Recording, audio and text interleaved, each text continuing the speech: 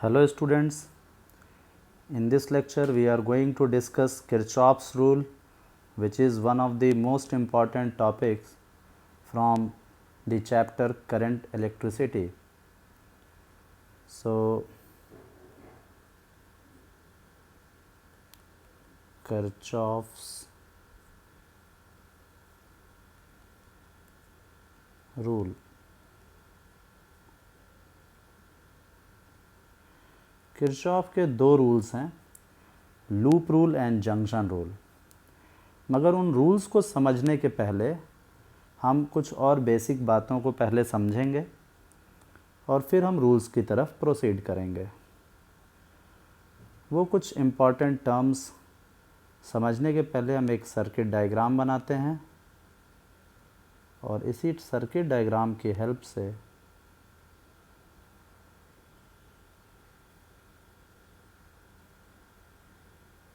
ये देखिए, ये सर्किट डायग्राम है जिसमें तीन रेजिस्टेंसेज हैं R1, R2 एंड R3 और इस सर्किट को पावर सप्लाई इस बैटरी से दिया जा रहा है। यहाँ पे ये स्विच है, बैटरी का पॉजिटिव टर्मिनल, ये negative terminal. Let's say battery V volt की है। ये जो एक सिंपल सा डायग्राम है, इस डायग्राम में सबसे पहले हम कुछ टर्म्स को क्लियर करेंगे। जंक्शन किसे कहते हैं? What do you mean by junction?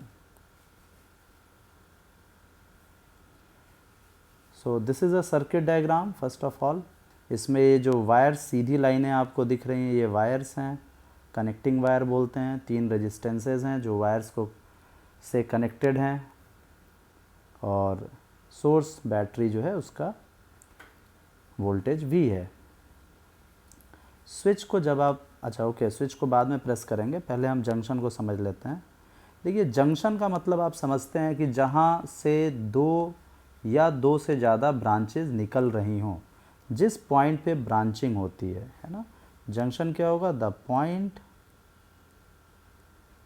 Eight which branching takes place, branching take place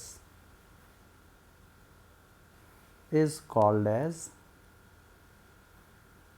a junction।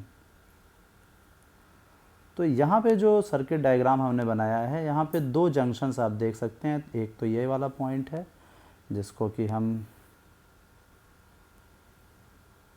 Point A मान लेते हैं और एक पॉइंट यहाँ पे है जिसको पॉइंट B मान लेते हैं। तो जंक्शन कैसे है? ये पॉइंट है, आप देखिए, इधर से जो वायर आ रहा है ये दो पार्ट्स में यहाँ पे बंट जा रहा है। दो ब्रांचेस निकल रही हैं, एक A पॉइंट से ऊपर को जा रहा है और एक A पॉइंट से नीचे को जा रहा है। तो इस पॉइंट पे ब्रांचिंग हो रही है, इसलिए इस पॉइंट को जंक्शन कहेंगे। वैसे भी आप जानते हैं जंक्शन का मतलब क्या होता है।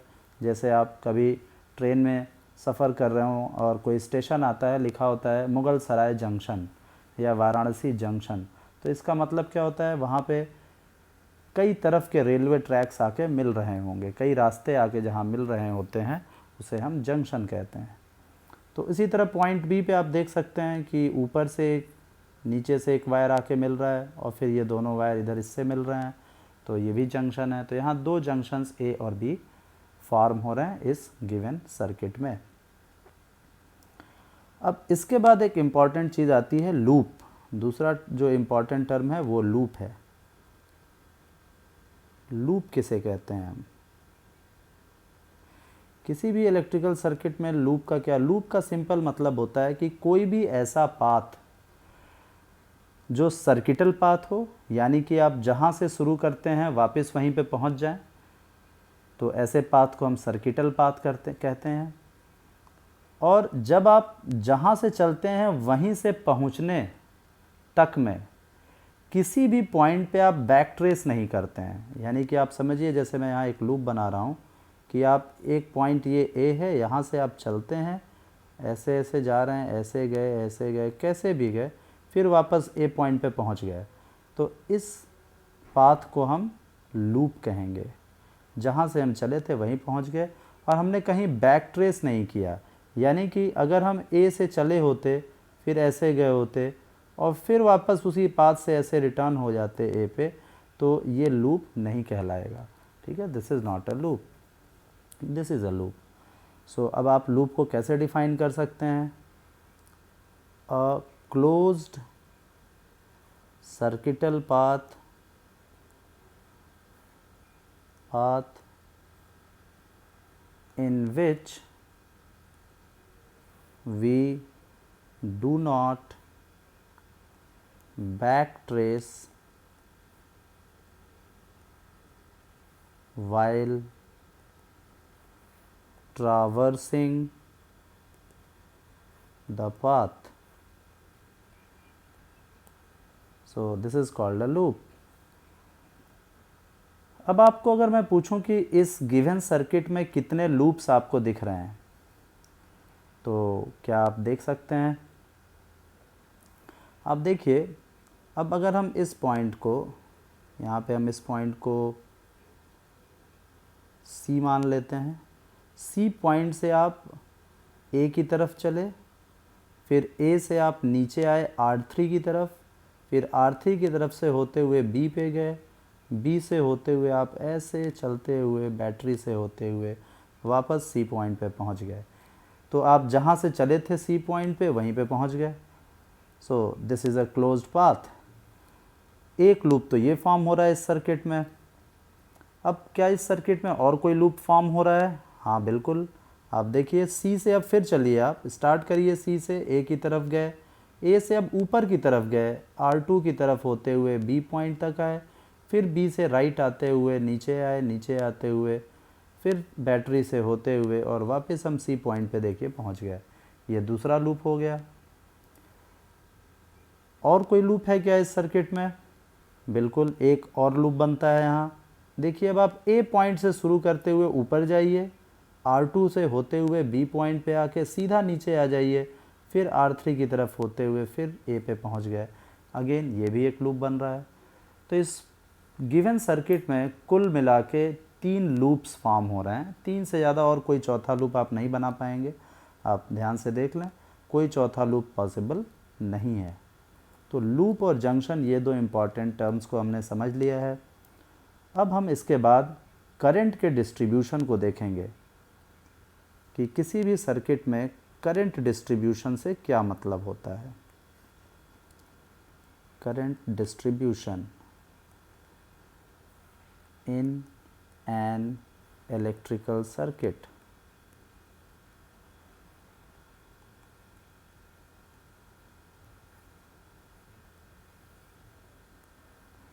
देखिए, फिर से हम उसी सर्किट को बनाते हैं।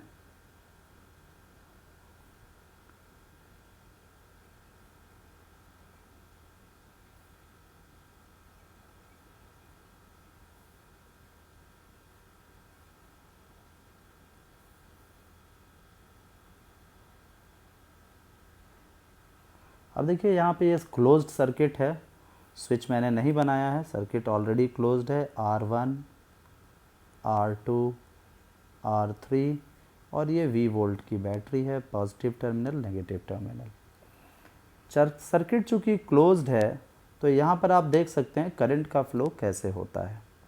ध्यान दीजिएगा, बैटरी के पॉजिटिव टर्मिनल से करंट आउटवर्ड बाहर को निकलता है। करंट का direction high to low potential होता है और जब ये करंट आगे को चलेगा, let this current be I, तो कनेक्टिंग वायर से ये होते हुए ऊपर आएगा और R1 रेजिस्टेंस को क्रॉस करेगा करंट I, और उसके बाद ये पहले वाले जंक्शन पे यहाँ पहुँचेगा। जैसे ही वो जंक्शन पॉइंट पे पहुँचेगा तो अब करंट डिस्ट्रीब्यूट हो जाएगा दोनों तरफ, ऊपर की तरफ और नीचे की तरफ। 2 ब्रांचेस हैं, यहाँ से 2 ब्रांचेस निकल रही हैं। मैंने आपको बताया था जंक्शन वह पॉइंट है जहाँ से ब्रांचिंग होती है। अब जब ऊपर की तरफ R2 की तरफ करंट जा रहा है, इस करंट को हम I2 मान लेते हैं और जब ये करंट I2 R2 से होते हुए आगे बढ़ेगा तो फिर से इस जंक्शन पे पहुँचेगा और इसी प्रकार से जो करंट R3 की तरफ आ रहा था, इस करंट को हम I3 मान लेते हैं और ये करंट यहाँ से होता हुआ ये भी जंक्शन के पास पहुँचेगा।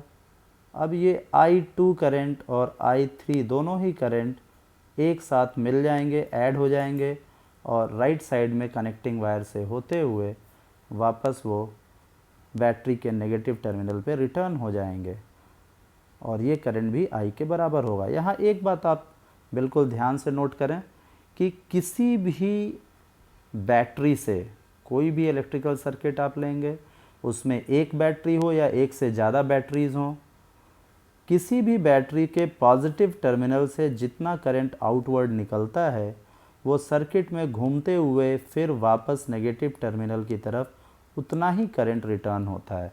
आप देख लें यहाँ पे मैंने I करंट बाहर निकाला था पॉजिटिव टर्मिनल से, तो I करंट यहाँ रिटर्न होना ही होना है सेम बैटरी के नेगेटिव टर्मिनल पे। इसी तरह अगर दो बैटरीज़ होती, कहीं पे भी और एक बैटरी और इस सर्किट में होती, आगे हम लोग देखेंगे एक से ज़्यादा बैटरीज़ के केसेस, तो उस बैटरी के साथ भी ये बात सच होगी कि उसके पॉजिटिव टर्मिनल से जो भी करंट निकलेगा उसके नेगेटिव टर्मिनल पे उतना ही करंट रिटर्न होगा। तो यही बात यहाँ पे करंट डिस्ट्रीब्यूशन में आपको जाननी थी। अब आप एक चीज़ और देख सकते हैं कि किसी भी जंक्शन पे, जैसा कि मैंने यहाँ पे बताया था कि जंक्शन पे I2 करंट ऊपर से आ रहा है और I3 नीचे से आ रहा है, तो दोनों जुड़ के क्या करंट बनेगा, I2 प्लस I3 बनेगा और वो I के बराबर होगा, क्योंकि यही I करंट वापस रिटर्न हो रहा है बैटरी के नेगेटिव टर्मिनल की तरफ। अब इतनी बात जानने के बाद एक और इम्पॉर्टेंट टर्म यहाँ हम जान लेते हैं, ब्रांच। जैसा कि मैंने बताया जंक्शन वो पॉइंट होता है जहाँ ब्रांचिंग होती है, तो ये ब्रांच क्या है। और अगर आपसे पूछा जाए कि इस गिवन इलेक्ट्रिकल सर्किट में कितनी ब्रांचेज हैं, तो आप कैसे बताएंगे, ब्रांच से आप क्या समझ रहे हैं यहाँ। अब आप देख लीजिए, एक ब्रांच, तो पहले हम इस सर्किट में कुछ पॉइंट्स का नोमेनक्लेचर कर देते हैं। इस कॉर्नर को हम A मानते हैं और हम इसका कलर भी चेंज कर दे रहे हैं, इससे आपको A पॉइंट, यहाँ पे इस जंक्शन को B पॉइंट देते हैं, इधर जंक्शन को C पॉइंट देते हैं, देन E, यहाँ D दे लीजिए, F, ठीक है, इतने पॉइंट्स पर्याप्त हैं। अब आप देखिए कि ब्रांच किसे मैं कह रहा हूँ। अब देखिए B पॉइंट से आप जब ऊपर की तरफ जा रहे हैं, B पॉइंट पे ध्यान दीजिए, और R2 से होते हुए आप C पॉइंट तक आते हैं, तो ये इतना एक ब्रांच कहलाएगा। यहाँ से लेके यहाँ तक ये जो है ये एक ब्रांच कहलाएगा, क्योंकि आप देखिए यहाँ से यहाँ तक जो भी मैं बता रहा हूँ B से C तक R2 से होते हुए, यहाँ तक में कहीं कोई दूसरी ब्रांच नहीं निकल रही है, कोई भी जंक्शन नहीं बन रहा है, तो ये अपने आप में एक सिंगल ब्रांच कहलाएगा। उसी प्रकार से B से आप नीचे की तरफ आते हैं, R3 को होते हुए फिर C पे जाते हैं, तो ये वायर का इतना पार्ट इंक्लूडिंग R3 ये एक अलग ब्रांच कहलाएगा, क्योंकि यहाँ से यहाँ तक में आप देख सकते हैं कोई दूसरी ब्रांचिंग नहीं हो रही है, कोई जंक्शन नहीं है। इसी प्रकार से अब अगर हम B से वापस A की तरफ चलें और A से होते हुए F की तरफ चलते हुए हम E की तरफ जाएं और D से फिर C तक पहुँचें, तो आप देख सकते हैं B, A, F, E, D, C। ध्यान से सुनिएगा, B से A की तरफ, A से F की तरफ जाएं, F से E की तरफ आएँ और E से D की तरफ और D से C तक आएँ और रुक जाएं बस। तो ये पूरा पाथ अपने आप में एक सिंगल ब्रांच है, क्योंकि इसमें भी कहीं कोई ब्रांचिंग नहीं हो रही है। इस ब्रांच में आपको दो डिवाइसेस R1 मिल रहा है और आपको बैटरी मिल रही है V वोल्ट की। तो ब्रांच का मतलब आपको स्पष्ट हो गया। इस पूरे सर्किट में 3 ब्रांचेस ही बन रही हैं। अब जब ब्रांचेस क्लियर हो गए तो फिर हम आगे समझते हैं। अब हम आसानी से किरचॉफ्स लूप रूल और जंक्शन रूल को समझ सकते हैं। Now we will proceed towards that.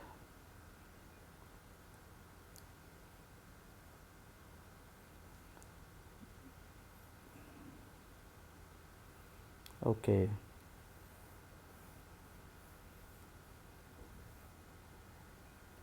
Now see what is junction rule.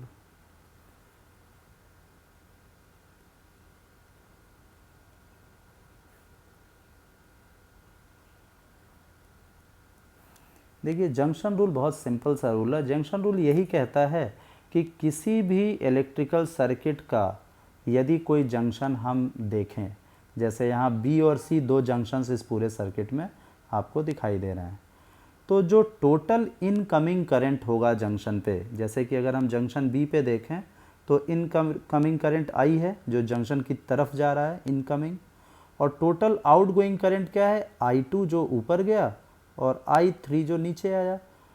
तो जंक्शन रूल यही कहता है कि total incoming current I is equal to total outgoing current I2 plus I3। This is simply called as, this rule is called as junction rule. तो अब अगर इसका statement हम लिखें तो क्या स्टेटमेंट बनता है, at any junction of an electrical circuit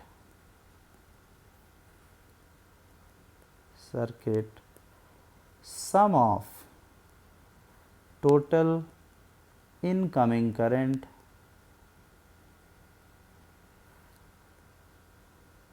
is equal to sum of total outgoing current, and this rule is based on law of conservation of charges। आप law of conservation of charges से हमारा मतलब यही है, ये rule इस law पे कैसे बेस्ड है आप समझिए। करंट की डेफिनेशन क्या होती है, फ्लो ऑफ चार्जेस। तो यदि I1 current towards the junction जा रहा है तो कुछ अमाउंट ऑफ चार्जेस पर सेकंड फ्लो कर रहे होंगे टूवर्ड्स दी जंक्शन।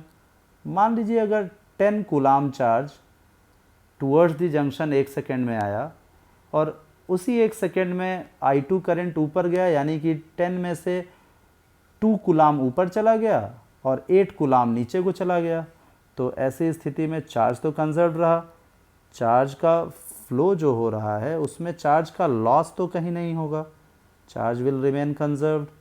यही बात कही जा रही है कि जंक्शन पे करंट का डिस्ट्रीब्यूशन होगा मगर लॉस ऑफ करंट नहीं होगा, लॉस ऑफ चार्जेस नहीं होगा, इसलिए कह रहे हैं चार्ज कंजर्व रहेगा। इस बात को ये सपोर्ट करता है जंक्शन रूल। तो junction rule is based on law of conservation of charges, ये हम कह सकते हैं। Now this is true for any junction. आप यही बात सी जंक्शन पे भी देख सकते हैं, ऊपर से I2 करंट आ रहा है, नीचे से I3 करंट जा रहा है, और दोनों का सम जो होगा वो I के बराबर ही होगा, क्योंकि करंट का लॉस तो होगा नहीं फ्लो के दौरान, जितने चार्जेस हैं उतने चार्जेस फ्लो करेंगे ही करेंगे। यही बात यहाँ पे मैंने आपको शुरू में ही बताई थी, I2 plus I3 is equal to I। Now this is junction rule. इसके बाद अब लूप रूल देखेंगे।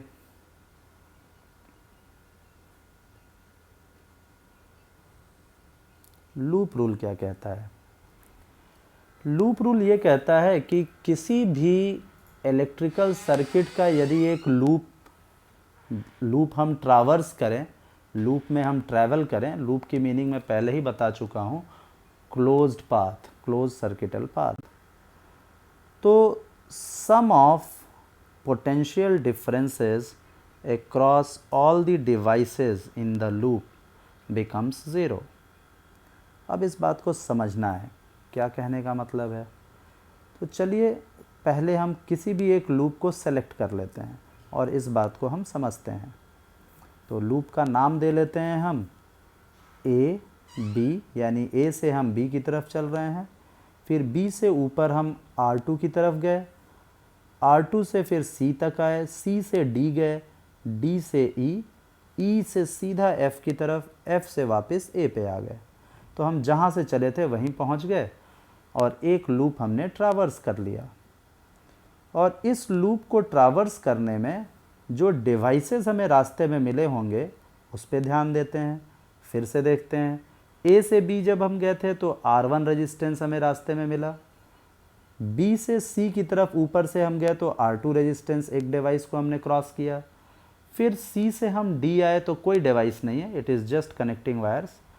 डी से ई तक आए, फिर से कोई डिवाइस नहीं है, ओनली द कनेक्टिंग वायर। ई से हम एफ तक आते हैं तो बीच में एक बैटरी मिलती है हमें V वोल्ट की, इसको हम क्रॉस करते हैं।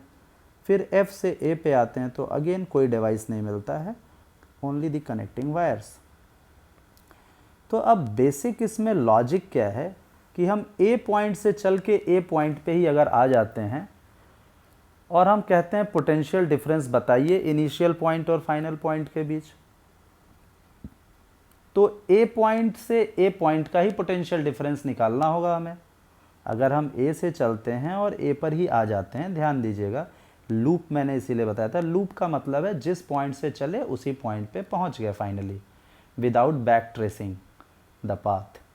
तो ए पॉइंट से चल के ए पर ही पहुंच गए, इनिशियल और फाइनल दोनों पॉइंट्स ए है, तो पोटेंशियल डिफरेंस दोनों पॉइंट्स के बीच ज़ीरो हो जाएगा, क्योंकि ए पॉइंट से ए पॉइंट का पोटेंशियल लेंगे मतलब आप कह रहे हैं कि V A minus V A, तो ये तो ज़ीरो होगा ही होगा। ये बात बहुत सिंपल सी है। यही बात लूप रूल में समझनी है आपको, इसी को इनफैक्ट हम लूप रूल कहते हैं कि अगर हम जिस पॉइंट से चलते हैं उसी पॉइंट पे पहुंच जाएं तो जो सम ऑफ पोटेंशियल डिफरेंस होगा डिफरेंट डिवाइसेस के क्रॉस, उसको जोड़ते हुए हम आगे बढ़ें तो फाइनली वो पूरा सम ज़ीरो हो जाएगा, क्योंकि हम जहाँ से चले थे फिर हम वहीं पहुँच जाते हैं। इसको आप ऐसे भी समझ सकते हैं कि पोटेंशियल डिफरेंस जो डेल्टा वी होता है ये work done upon positive charge होता है, work done per unit positive charge. और वर्क डन की डेफिनेशन क्या होती है, W is equal to force into displacement. Displacement zero होगा यदि हम जहाँ से चलते हैं वहीं पहुँच जाएं, तो यदि डिस्प्लेसमेंट ज़ीरो होगा तो force into zero is zero, work done zero होगा।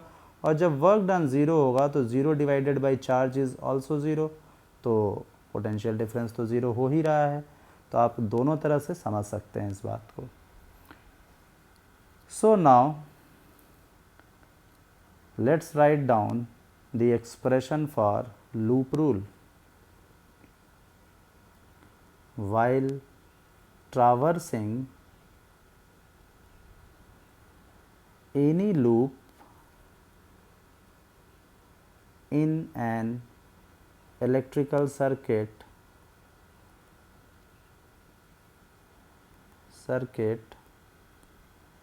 the sum of potential differences across all the devices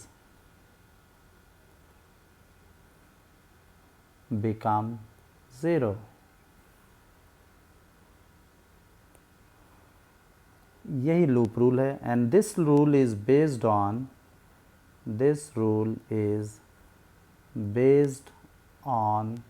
the law of conservation of energy।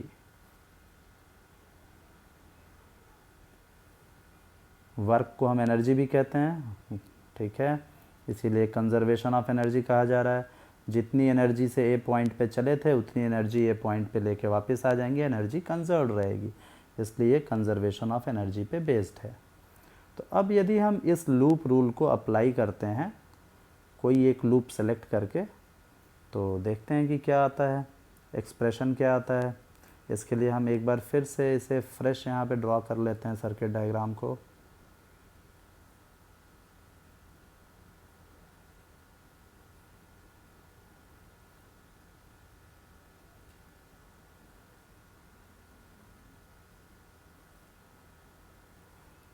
R1, R2, R3 and V volt की battery है। अब ध्यान दीजिए current का distribution कैसा है, फिर से कर लेते हैं। आई करंट निकलता है बैटरी के पॉजिटिव टर्मिनल से, R1 से होते हुए आई करंट आगे बढ़ता है जंक्शन की तरफ, जंक्शन की नेमिंग अभी हम कर लेंगे। फिर ऊपर की तरफ I2 करंट जाता है, नीचे की तरफ I3 करंट जाता है, फिर दोनों I2 और I3 रिटर्न होके ऐड हो जाते हैं और बैटरी के नेगेटिव टर्मिनल की तरफ वापस I करंट रिटर्न हो जाता है। Now this is the distribution of current in the circuit. अब हम सर्किट में लूप सेलेक्ट कर लेते हैं। मानिए हम लूप लेते हैं ए बी, R2 से होते हुए C D E। So now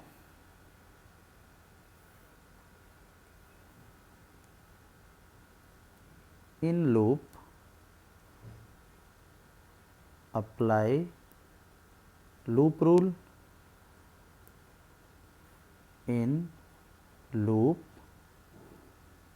A B, ध्यान से देखेंगे A से B जा रहे हैं, A B R2 C D E and again A, यानी A से चले थे फिर A पे पहुंच गए और पाथ को इन पॉइंट से हम बता रहे हैं कि A से पहले B जा रहे हैं, फिर B से R2 की तरफ जा रहे हैं, फिर C, फिर D पॉइंट पे से पास करते हुए E पे पहुंच रहे हैं, E से फिर वापस A पे आ गए। अब ये जो लूप है इसमें लूप रूल अप्लाई करते हैं। तो लूप रूल यही कहता है कि पोटेंशियल डिफरेंसेस का सम 0 होगा क्योंकि हम जहाँ से चले हैं फिर वहीं पे पहुँच जाएंगे। तो A से जब B की तरफ हम बढ़ते हैं तो सबसे पहला डिवाइस जो हमारे सामने आता है वो आता है R1 resistance.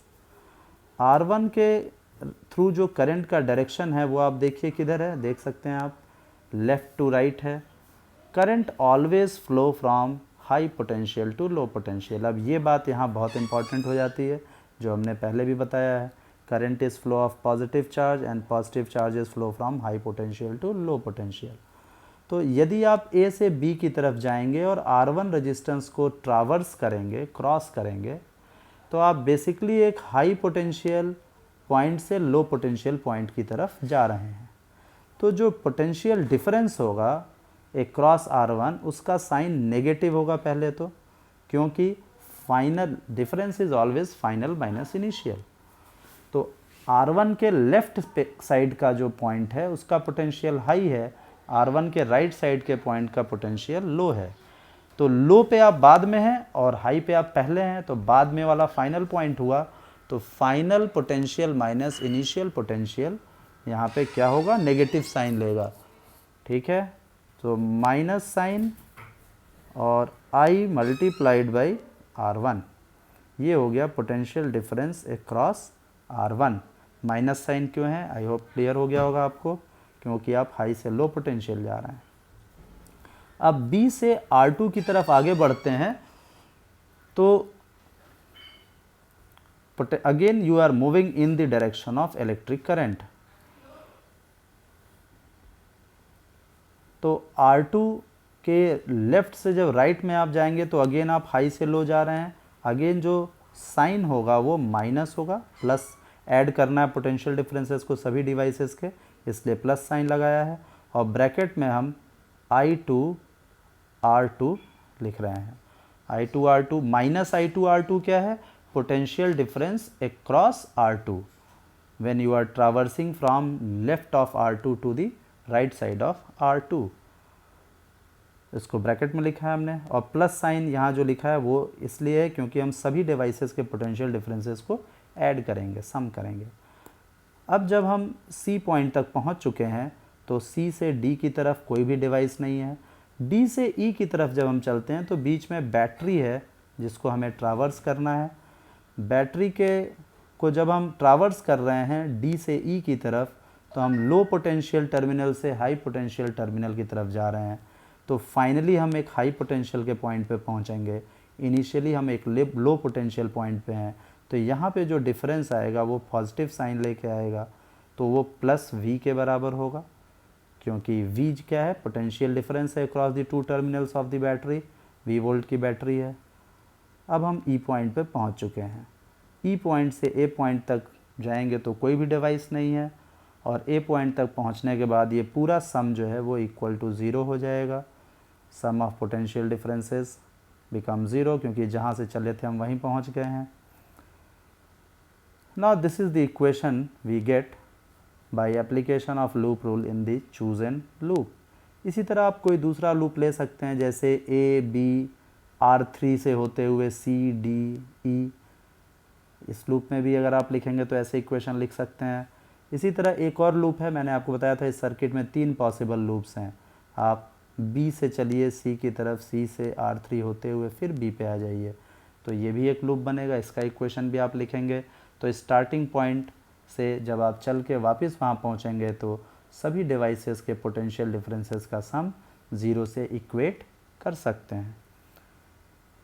So these are the 2 rules given by Kirchhoff, और इस वीडियो को हम यहीं फिनिश करते हैं। See you in the next video with the application of Kirchhoff's rule for determining the expression for equivalent resistance of series and parallel combination of resistors.